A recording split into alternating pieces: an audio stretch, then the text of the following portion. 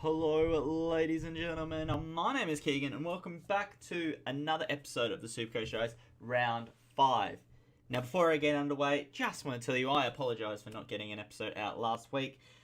As always, at this time of year, I've been super busy, new job, all that, so I didn't get a chance to do it, and I know that sucks, and I know that that's a real letdown, and I'm sort of not being as consistent as I was last year.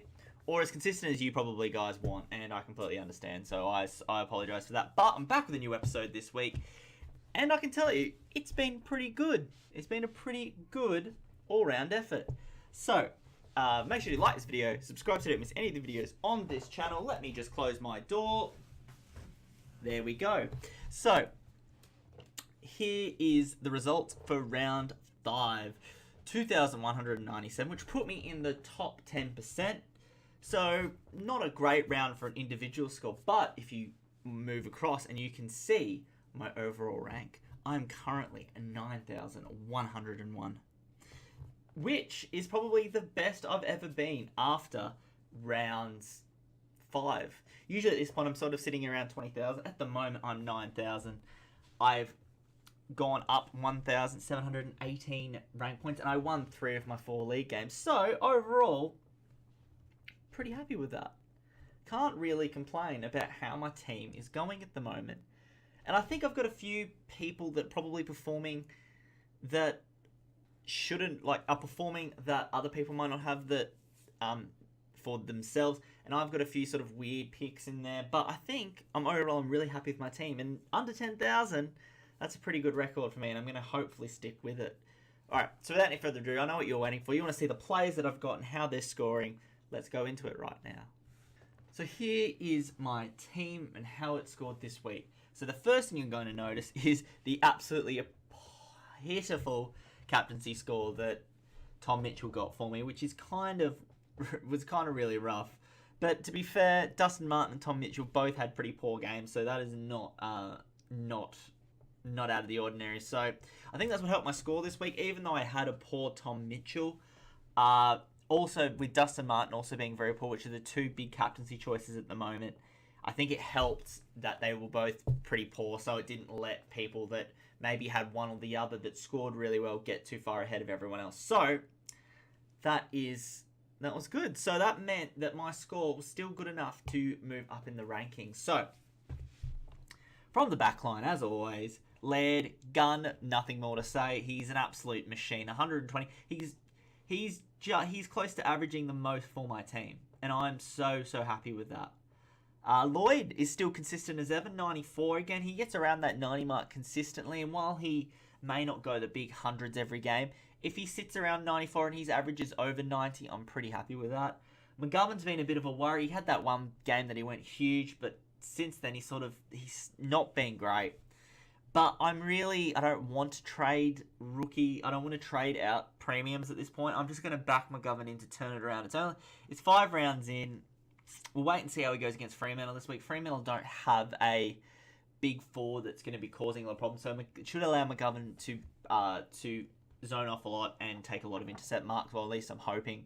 So if that's the case, then hopefully that means McGovern could go pretty big this week. Finlayson I actually had in the midfield, but I've made a change. So Finlayson's now back to the back line. He had a couple of good weeks in the midfield filling in for me. Now he's back to the back line and still scoring amazingly well. 89 for a rookie is great. And he's gone up to 329,000. So at the moment, his break even is still pretty good, and I'm still happy to keep him. Doty's another one. He's averaging 88, 100 again this week. He's been an absolute revelation. Murray again, solid score for rookie, 78. I can't really complain about that. If you look to my bench, Norton with 62, fine. He's 251,000, which is still pretty good. And Richards, 44, he's fine as well. As far as rookies go, they're scoring, they're on the bench. I'm not too bothered with them. Could they be scoring a bit more? Probably, but I'm not too bothered by rookie scoring on the bench. The 6 that I've got on the field, I'm pretty happy with. Other than outside of McGovern, the other 5 on the starting backman are really good, and I'm really happy with them. Onto the midfield, we've got Dangerfield. Now, Dangerfield's interesting. I didn't have Dangerfield, and this is the first time I've actually brought him in. He's dropped down price. He's down to 669, and he's starting to score big again. So I think, is it this week he spikes? It's either this week or next week he spikes. But I thought I might bring him in this week. So the trade I made was, actually, if you can see down to the forward line, we'll get into it. I've got Gelfie there. Now, you might need to help me out here. I put Gelfie into the team because I think Essendon are not travelling the best after they got demolished by Collingwood on Anzac Day. So I put Gelfie in because I think he's more likely to be staying in the team than Higgins, who was my other pick, who might scored a bit better, but I don't know about his job security. Even though he did score 3 goals, he scored 2 goals the last time he played and he got dropped. So he scored 3 goals. While that is good, will it keep him in the team?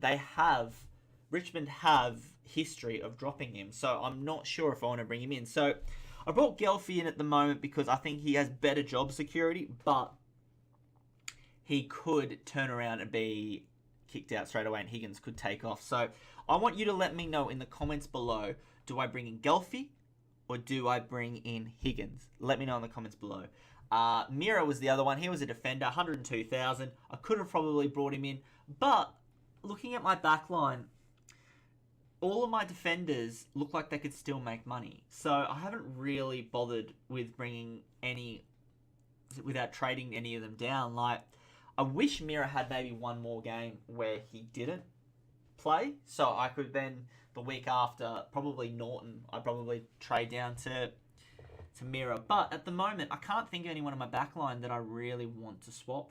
So I'm pretty happy with it, to be honest. I can't really complain. That's why you see Dangerfield in there now, is what I did is I traded, who did I trade down? Oh, that's right. I traded Garlett down.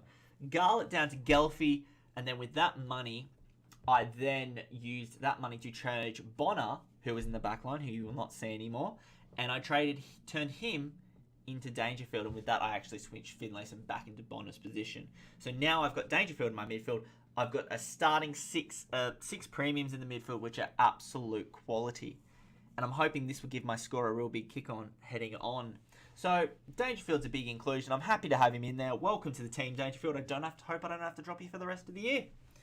Mitchell, 2 disappointing games in a row. Not that I'm worried, because he's still averaging 125 and he's still an absolutely quality player. But not warning bells, but a warning triangle. You know the triangle you used to have in primary school? It's a bit of a ding, ding, ding, ding, ding, ding. It's a bit of a warning triangle. I still think he will recover, and I still think Mitchell will be absolutely fine, but it's 2 down weeks in a row. And when Mitchell's down, obviously Hawthorn do struggle in the midfield, and they got towed up by North Melbourne this week. So for Hawthorn's sake and for my team's sake, Mitchell needs to pick it up. Fife is finally, after sort of a slow start, he's absolutely turned around. He is dominating. He is my early tip for the Brownlow at the moment. He is just absolutely crushing it. And for my team, I couldn't be happy. He could be my captaincy pick this week in the Derby, or the Derby. I can't remember how they pronounce it over there. He could be my pick. So I'm not sure about my captaincy. Martin had a down week. Bit disappointing because Richmond had a really good win against Melbourne. So I thought that would be a good reason for Martin to dominate, but it didn't happen. Caniglio just going along as always. Don't have to worry about him, just leaving him there. Cripps had a massive week, which was great to see. Hopefully he does more of that. Kelly had his probably worst score of the week. And as a rookie, 73 is still a very good score. He still averages 97. Can't really complain about that. He's still got a bit of growth in him. Holman's bounced back after a poor week against West Coast. He had a decent game against Brisbane. When I think of Holman's game against Brisbane, and I'm probably assuming a lot of you didn't watch it, because outside of Queensland team supporters, no one really cares about the Q Clash, I'll be honest, not until either team gets any good. But Holman was good, but I don't think he was 88 good. I think he was very helped there. I don't know how to explain it, but I don't think he was that good. Anyway, Banfield was fine again, 67, rookie on the bench. He might be someone that I might need to think about downgrading soon. But at the moment, that's fine. Caulfield was someone I brought in the week I didn't do a video. I brought Caulfield in. Dropped Brayshaw for him from memory.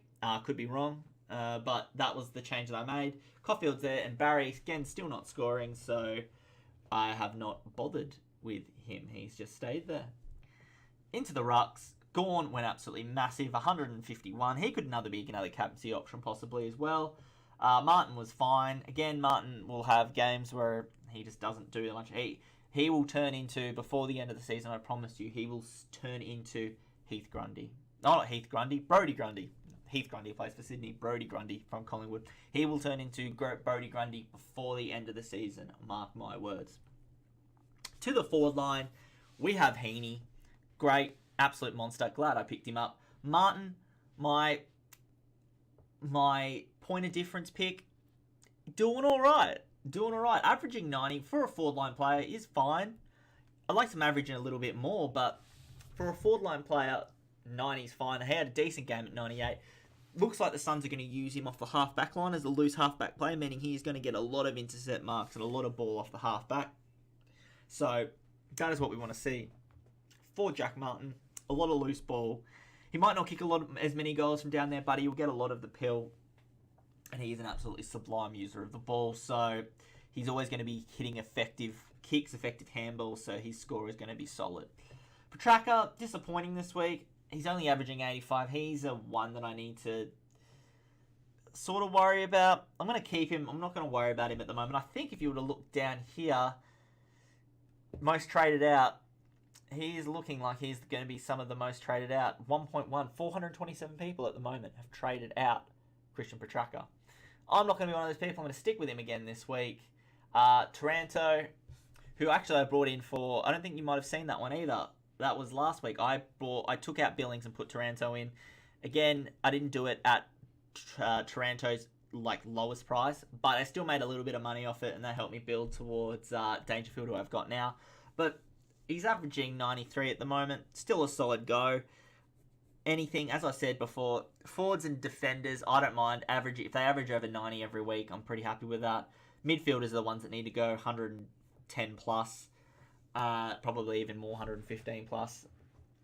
Henry was okay, pretty disappointing, but a rookie, so I'm not too bothered.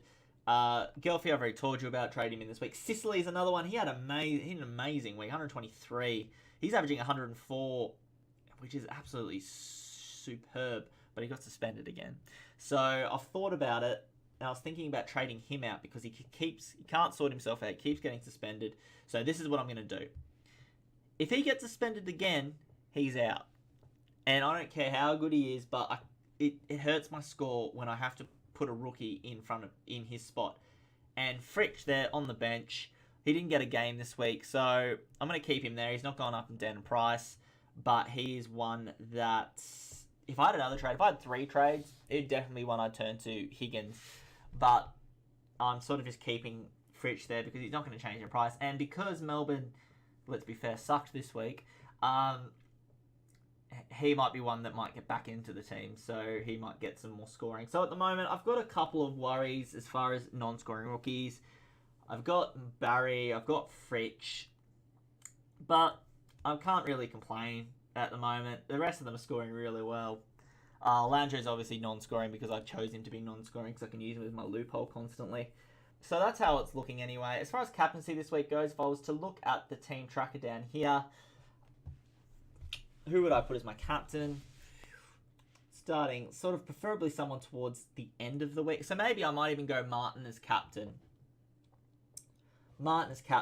See if he can bounce back against Collingwood. And as a vice captain, to see if I can get their score first, I might go Patrick Cripps, maybe. I might go Patrick Cripps. But I also might make my vice captain Fife because he plays at the end. Oh, my captain Fife because he plays at the end of the week too. We'll wait and see what happens with there. Pretty happy with the team. As I said, I'm about 9,101, so I can't complain about my score. I've used my 2 trades. I've down to 22 trades. So what I want to try and not do is I want to try maybe next week I just consolidate and maybe only do 1 trade. But 5 rounds in and 22 trades down, it's not the best, is it? To be honest. That means that out of 4 of the 5 rounds I've used both my trades. So I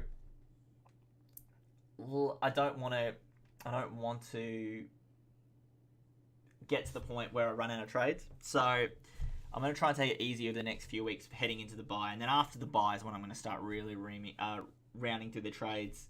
And during the bye as well, when you've got those 3 trades to use. I still think they have three trades to use. I'm not sure. Let me know in the comments below. That is my episode of the Supercoach Diaries. A bit of a longer episode today to make up for the fact that I've been really poor at putting this out and being super busy with work and travelling. So I am sorry. But I hope you find it in your heart forgiving me, and I hope you find it in your heart to come back and make sure you like this video and subscribe so you don't miss any of the videos on this channel. Thank you for watching, guys. I hope your team's doing well. Hope your team's doing better than mine. Have a good one, and I'll see you later.